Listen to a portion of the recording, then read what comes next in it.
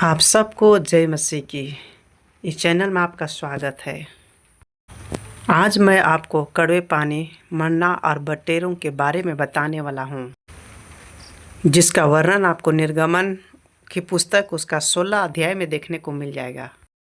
इससे पहले प्रियो, इस चैनल को सब्सक्राइब करें और बेल आइकन को दबाना ना भूलें। यह उस समय की बात है कि लाल समुद्र को इस्राएली पार करके सूर नामक जंगल में आए। जंगल में जाते हुए उनका 3 दिन बीत गया, लेकिन जंगल में कोई पानी के सोता ना मिला।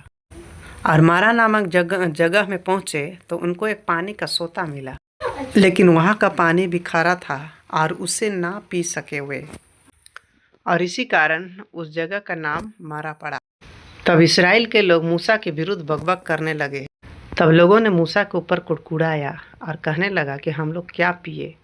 तब मूसा ने यहोवा का दुहाई दिया और परमेश्वर ने बताया कि एक पौधा को, और उस पत्ता की पौधा को तोड़कर उन्होंने पानी में डाला, तब वो पानी मीठा हो गया।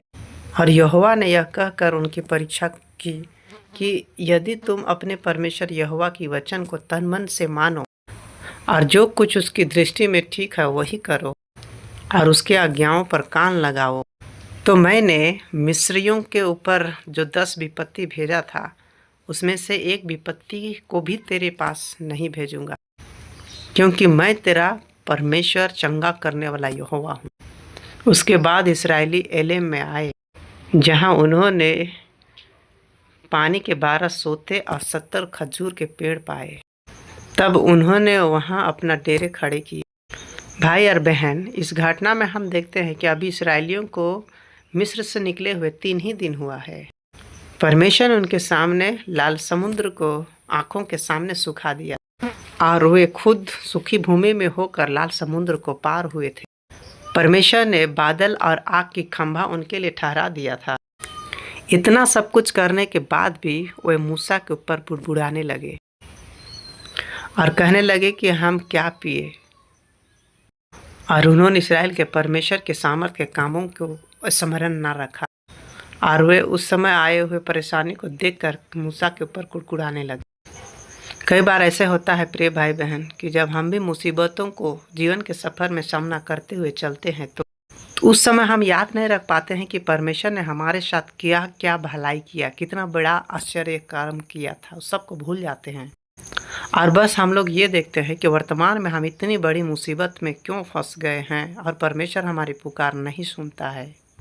भाई बहन, हमेशा इस बात को याद रखिए कि हमारी मुश्किलें कितनों भी बड़ी क्यों ना हो, परंतु हमारी मुश्किलों से बड़ा परमेश्वर यहोवा है, जिसके लिए कुछ भी असंभव नहीं है। और जब कभी भी आप मुश्किलों में फंसे हुए हैं, तब याद कर लेना कि परमेश्वर ने मेरे साथ कितना बड़ा बड़ा भलाई किए हैं, उपकार किए हैं। भाई और बहन, मैं बताना चाहता हूँ कि लोगों ने मूसा के ऊपर बुड़बुड़ाया और मूसा ने प्रार्थना किया। उस समय परमेश्वर ने मूसा को एक पौधा बता दिया, पौधा को पानी में डाला और वो पानी पीने योग्य बन गया। ध्यान दे प्रिय भाई बहन कि इस्राएलियों को वहाँ आने से पहले परमेश्वर ने उस पौधा को तैयार करके रखा था, और जब समय आया तो परमेश्वर ने मूसा को उस पौधा को बतला दिया। यहाँ पर हम यह भी देखते हैं मेरे प्रिय भाई बहन कि परमेश्वर के लोग इस्राएली उस खरे पानी के पास आने से पहले परमेश्वर ने उस खरे पानी को मीठा बनाने के लिए पहले से ही उपाय कर रखा था, पर इस्राएल के लोग उस पौधे को देख नहीं पा रहे थे। प्रियो, जब कभी भी हम मुसीबतों और समस्याओं से घिरे हुए होते हैं तो बस हम उस विपत्ति को केवल देखते हैं, पर परमेश्वर ने पहले से ही उस विपत्ति से निकलने के लिए आपके लिए मार्ग को तैयार करके रखा है, देख नहीं पाते हैं। इसलिए भाई और बहनों, आप जब कभी भी विपत्ति में पड़ो, समस्याओं में पड़ो, तो घबराओ नहीं, परमेश्वर के ऊपर विश्वास रखो, भरोसा रखो, क्योंकि वह परमेश्वर हमें हर विपत्ति में से बाहर निकालना जानता है। इस घटना में वह पौधा सिर्फ एक माध्यम था, पर उस पानी को मीठा बनाने का काम यहोवा ही ने किया था। हमारे जीवन में भी परमेश्वर यहोवा ऐसा ही करते हैं। हम इस दुनिया में हैं और इस दुनिया के लोग परमेश्वर के महिमा के एक माध्यम, चंगाई, छुटकारा, आनंद, शांति और खुशी और विपत्तियों से बाहर ले आना सिर्फ यहोवा ही से केवल होता है। आगे हम देखते हैं कि इस्राएल के लोग एलीम से आगे की ओर बढ़ते हैं और सीन नामक जंगल में आते हैं, तब सारे लोग मूसा और हारून के विरुद्ध यह कहकर बकबक करने लगे कि जब हम गुलामी में थे उस समय हड्डियों के सामने बैठकर मनमाना भोजन किया करते थे। तब यदि हम यहोवा के हाथ से मार भी डाले जाते तो यह उत्तम था। परंतु तुम हमको इस जंगल में इसलिए लाए हो कि हम सबको भूखा मार डालो। तब यहोवा ने मूसा से कहा कि देखो, हम तुम लोगों के लिए आकाश से भोजन वस्तुओं को बरसाऊंगा और ये लोग प्रतिदिन बाहर जा करके अपने लिए भोजन वस्तु इकट्ठा करेंगे। मैं उनकी परीक्षा करूंगा कि ये मेरे विधियों पर, नियमों पर, आज्ञाओं को मानेंगे कि नहीं। और ऐसा होगा कि छठवें दिन वो लोग बाकी दिनों से दोगुना बटोर करके रखेंगे। तब मूसा और हारून ने लोगों से कहा कि शाम को तुम देखोगे कि तुम सबको जो मिस्र से निकाल करके ले आया है वह यहोवा है, कि भोर के समय में यहोवा का तेज तुमको दिखाई देगा, क्योंकि तुम जो यहोवा पर बुड़ाते हो उससे वह सुनता। हम क्या है कि तुम हम पर बुड़ाते। तब मूसा ने लोगों से यह भी कहा कि परमेश्वर यहोवा शाम को तुम्हें मांस और सुबह को मनमाना रोटी तुमको देगा। तब मूसा और हारून ने इस्राएल के सारी मंडली को यहोवा के सामने इकट्ठा किया और उन्होंने देखा कि यहोवा का तेज बादल में दिखाई दिया है। तब यहोवा ने कहा कि इस्राएलियों का बुड़बुड़ाना मैंने सुना है और उन्हें मैं शाम के समय मांस से और सुबह भोर को रोटी से तृप्त करूंगा। तब तुम लोग जान लोगे कि मैं तुम्हारा परमेश्वर यहोवा।